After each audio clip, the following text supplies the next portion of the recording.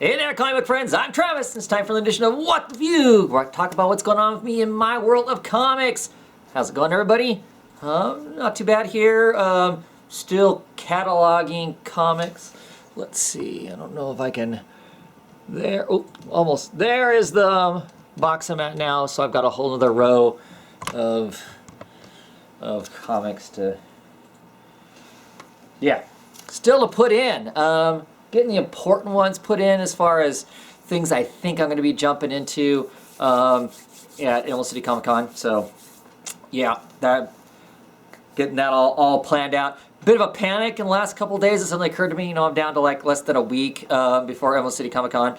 And I really haven't made much plans, which is really unusual for me because typically I would be have a whole bunch of stuff mapped out. I mean, I literally have the map printed out, and I'd have a path all drawn out to where I'm going to be going, and I would have let Ethan know, who's basically my wingman, with me when we go racing through all this stuff, exactly how we're going to go to get there. So we had it all figured out. This year's different because I don't have anybody in particular that I'm rushing to go see as far as creators and artists go, because I'm not getting original pages supposedly this year.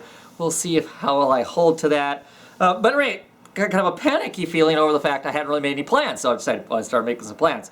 So I basically kind of went through the comic book creators, looked at creators that who are going to be there, that I read their books, and kind of made myself a quick chicken scratch list of writers and artists that are going to be there to get books signed and that sort of thing.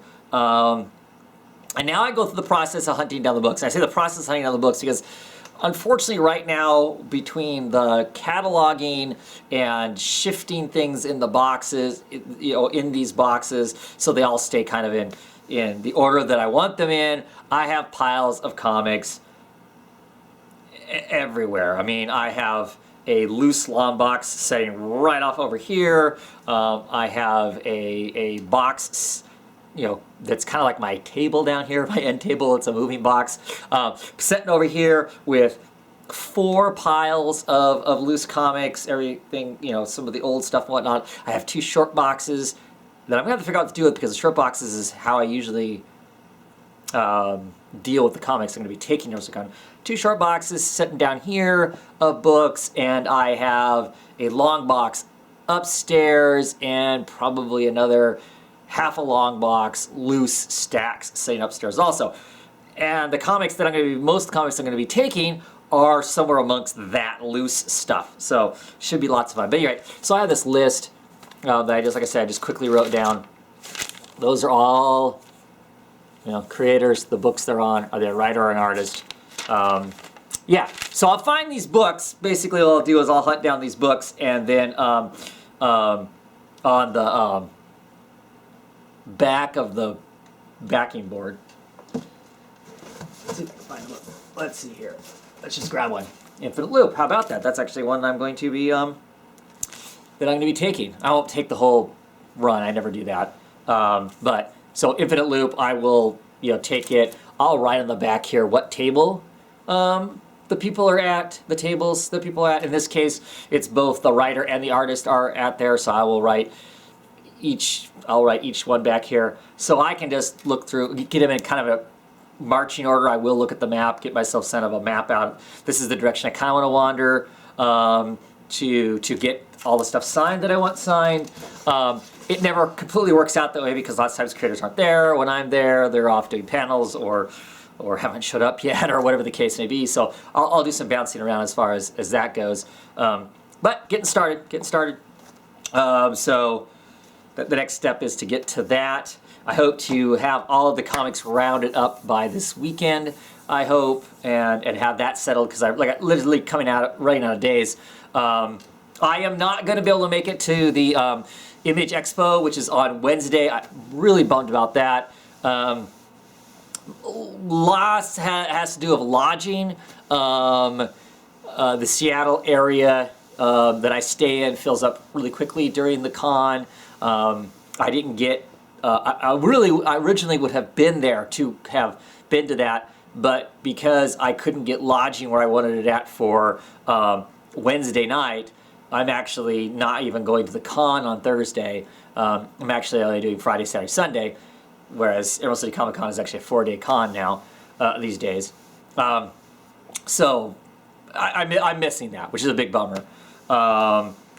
So I won't be going to that, but I am driving to Seattle on Thursday, and it's a 5.5, 6.5 hour drive, depending on how much you stop and goof around in between. Kind of a drive, so that's most of the day for all practical purposes. So I have until next Wednesday. This is Thursday. I have until next Wednesday to get all my crap together to be ready to go and whatnot. So we'll see. I'm sure I'll get it all together. It may just be right down to the wire to do it, but I will get it done. And we'll have that all set and in place and ready to go to get books signed and that sort of thing. So that'll be fun. Kind of a bummer. Jason Howard, who does the art for Trees, canceled. I was looking at the list yesterday, and that's a new cancellation. That's kind of a bummer for me. It's one of the ones I was really hoping to get to. I really want to talk to him about the books, get my book signed. And as a side note, I was kind of hoping he had some original art, and then I would kind of sneak my way into buying some, even though I'm not supposed to be buying any this year. So I guess that helps me stay on track to not buy any because he's not going to be there. So yeah, now all I have to do is like stay away from people like Wes Craig, who does the artwork for Deadly Class, so I don't like buy anything there because I was really tempted last year, and he's going to be there again this year. So yeah, because I'm not supposed to be buying any.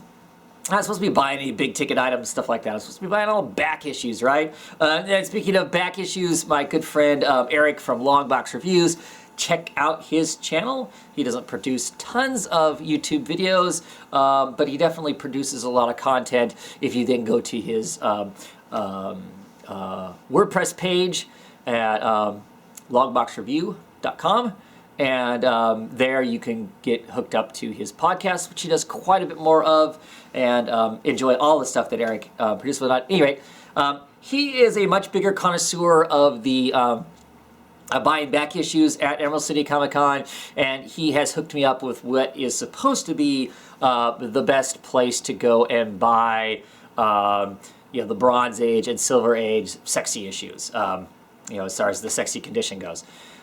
He gave me this information and actually told me exactly what booth it is, with the caveat that I don't buy all of his Bronze Age books that he wants. So I have to bear that in mind to either hurry and get there before him, so clearly I can buy them all, or maybe text him beforehand to say, hey, have you hit here yet? Have you gotten your books? Because I'm going to go crazy. So, yeah. Anyway, looking forward to that. Getting more excited about joining all you cool collectors and getting a bunch of back issues. I don't get back issues that often, to tell you the truth. I'm a very avid reader. My collection is largely based on books that I have bought and read as they were coming out. Not to say that I don't clearly have back issues, I do. I am buying back issues of stuff. It's just not focused for me. Because like I said, I'm the reader first, and the stuff that's coming out now is more enjoyable to read as a whole than the older stuff is. So that's more of my collection. I'm sure if I was surrounded by the great shops that some of these people are, I would probably be a much bigger back issue collector. Back issue buying on eBay can sometimes be rough. So yeah, I partake in that every so often, sometimes for the best and sometimes for the worst. But yeah, so anyway, I'll keep blabbering about Emerald City Comic Con. And I apologize, I keep touching my nose. It is spring here, and my allergies are like going nuts, so my nose is itching me like crazy. And as you can tell, it's getting redder as I'm talking, probably. I'll turn to Rudolph by the end of the video. So anyway, with all that, what else is going on? I hear today there's rumbling that the studio is rushing back in with Suicide Squad, and they are doing expensive, everybody wants to quote, expensive, retakes of some of the scenes to make them funnier. I don't know what I think of that. You know, I mean, is it did they go and test it for certain people, and those people went, ooh, it needs to be funnier?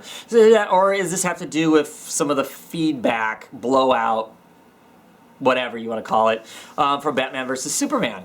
If it's from the Batman Superman stuff, I'm kind of bummed, because I don't know that all of these movies should have the exact same tone or have to worry about matching up to each other or be in response to each other. It really kind of feels like, I mean, I know it's all the same universe, but why can't each movie just be kind of its own whatever? I don't know. So it'll be interesting to see if that's really real, if they really pulled in all these actors. I mean, this thing comes out in August, right? April, May, June, July, August? Is that when it comes out? Is August?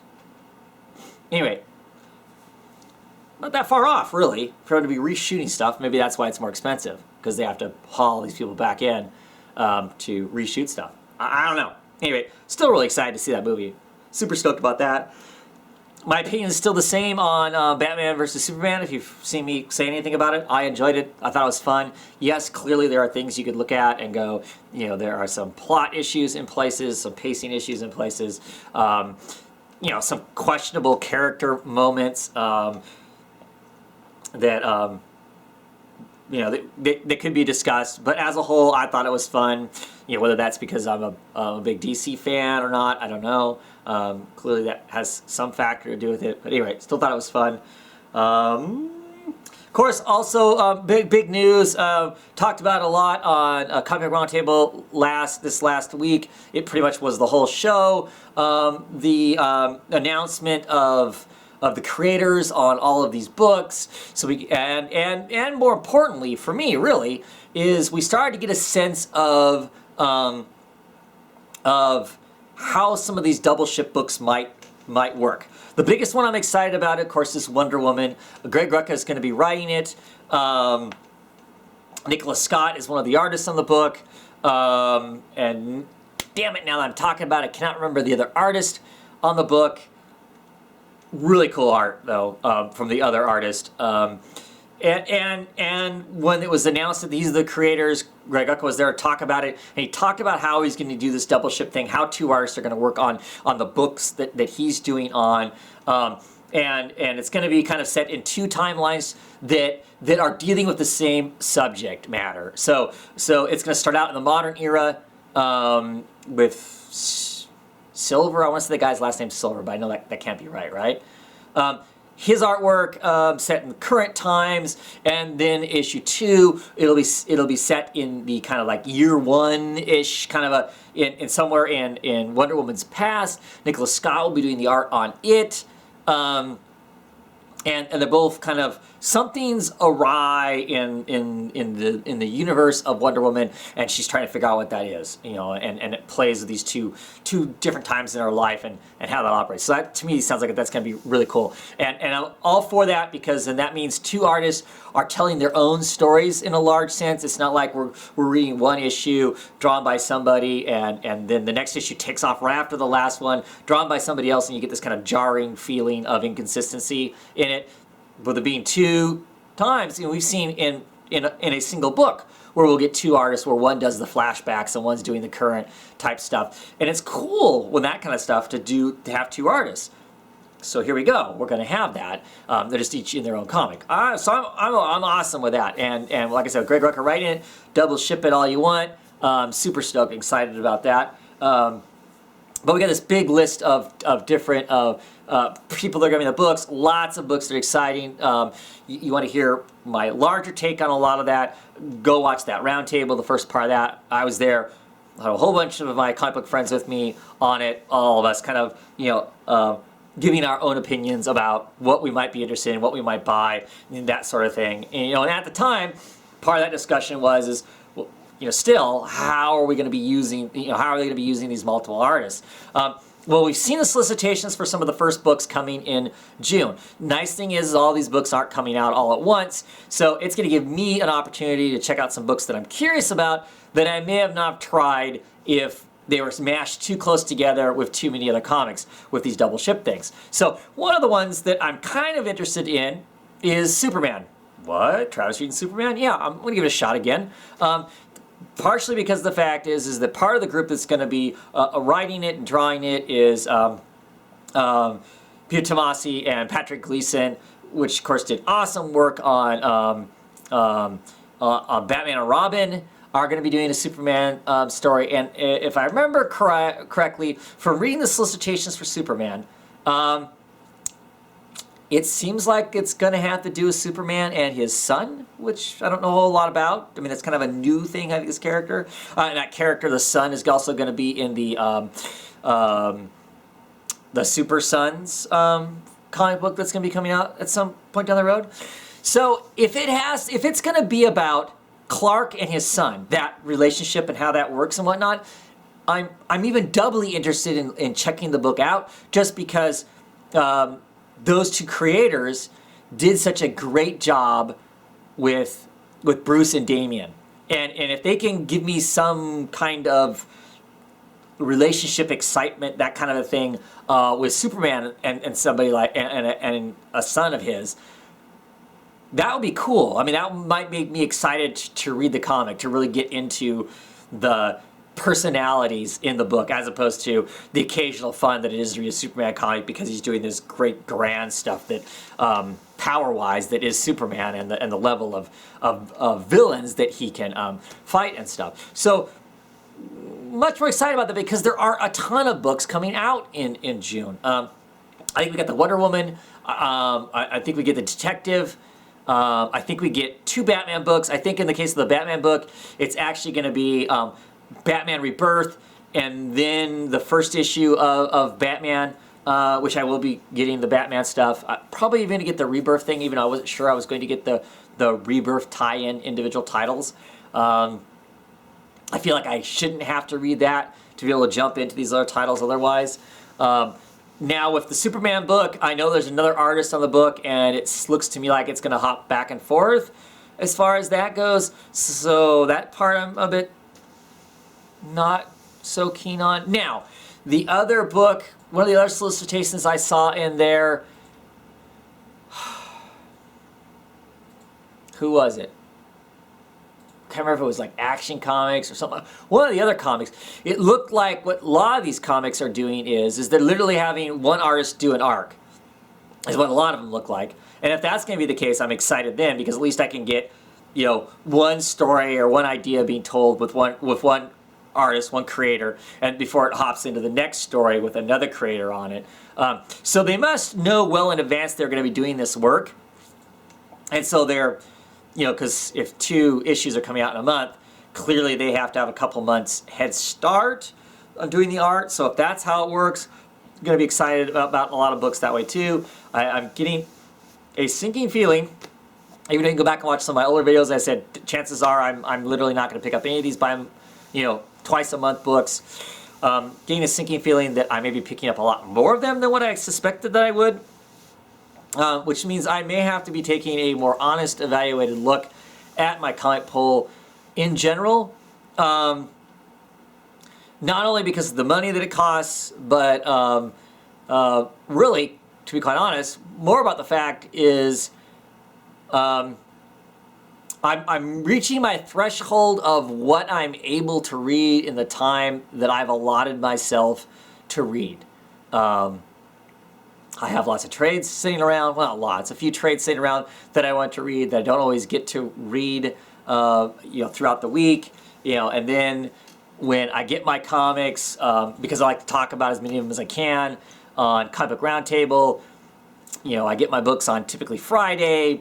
I have a 2-day window to read a good chunk of my collection. So if I add a bunch more books, without removing something, I'm reaching that threshold of it's not comfortable to read them anymore. I'm having to read them too fast. I'm not going to enjoy them as much if I'm powering through them. I'm going to miss some of the aspects that I like about reading the comics that I do. So going to have to start balancing it out. I have to start taking some hard looks at what I'm getting and why I'm getting it. I've already kind of have a list of books that I think are slowly going to drop off just by by looking ahead at some of the foreshadowing of what's going to happen to them, not particularly interested, or I know they're rolling into an event that I'm not interested in at all, and I'd rather get out of the book than have my books broken up to nonsensical stories or whatever, or I feel like they have other stuff going on that's kind of pulled the rug out from underneath of some of the books that I'm interested in. Of course, clearly with the Rebirth, a lot of books that I'm currently reading do not exist going into Rebirth, so that's going to take up some of the slack also. But I don't know that's going to take up all of it, since I'm actually now eyeballing more books than I thought I was of the twice a month variety. So yeah, I'd actually like to try them all. So I think if Discount Comic Book Service does some sort of a some sort of a steep discount if you just get the whole bundle, they tend to do bundle deals and stuff. That's why I've been getting virtually all of the new Vertigo stuff. I would have tried it all anyway, but why I'm still getting some of it is because of that that bundle deal. If they do a bundle deal and the numbers break well, if it's 50% or more, which sometimes those bundle deals are, pretty decent chance to start with I pick it all up and then scramble to figure out what I don't really want. Because I am kind of curious about almost all of the stuff. There's some stuff I still don't really have any interest in. Deathstroke, for instance. Action Comics, don't have any interest in that. I'm sure there's some others that I just generally know that I don't. The Lantern books, I just really don't have any interest in the Lantern books, especially the Hal Jordan ones. I'm a small amount curious of the Lantern book that is Baz and Jen, I think her name is. She's powering right now, and she's going to become officially a Green Lantern. The two of them are the ones that are going to be protecting Earth, the Earth sector now. They are both brand new, still really new Green Lanterns, so they have to learn how to be Green Lanterns while protecting Earth sector. And the villain in the book for this whole thing is going to be the Red Lanterns. The Red Lanterns have decided that Earth is a strategical thing that they need, but they don't really need the humans that are on the planet. So that could be some fun. New characters to me that maybe we can explore something interesting with the Green Lanterns. So yeah, lots of stuff. But like I said, there's more books that I could be interested in than books that I'm not interested in. Not always super interested, but curious enough. I would like to be able to check them out. Just have to figure out how to swing that and not drop all of my other books that I am still enjoying. But yeah, let's see what else. Comic Book Roundtable. There will be a Comic Book Roundtable this week. I've been humming and hawing about whether or not there would be. This is the 5th week of the month, and on the 5th week of the month, there's not many books that come out for a lot of people. So few books, as a matter of fact, that Mike, Sergeant America, he isn't even going to be on the show because he doesn't have any books this week. Heresy, isn't it? Luke says he has a couple, so we'll talk. If nothing else, we're going to talk Batman and Robin Eternal, because I want to know how it all ends and some of that stuff. So we'll talk about that. I have a handful of books. Some great books come out in this week. It's a week of saga and revival and some great stuff like that. So we'll talk a little bit. Like I said, it may just be me and Luke on the show, and if it is, that's cool. It'll be a quicker show unless something comes up for us to talk about that hasn't exploded somewhere yet, and lots of times that happens. So I wait until Thursday to record this instead of Wednesday. Seems like lots of times if I record on Wednesday, after I record, the next morning I wake up and some piece of the internet is falling apart because something's happened in the world of comics, and then I don't get to talk about it on here. So, like I said, could be a quick show this Saturday, but tune in if you want to. Always enjoy chatting with as much as we can with the people in the comments, and whoever else is on the show with us. But yeah, I think that's it. And to not keep running on, and I will check you out this weekend. Comic Book Roundtable. See ya.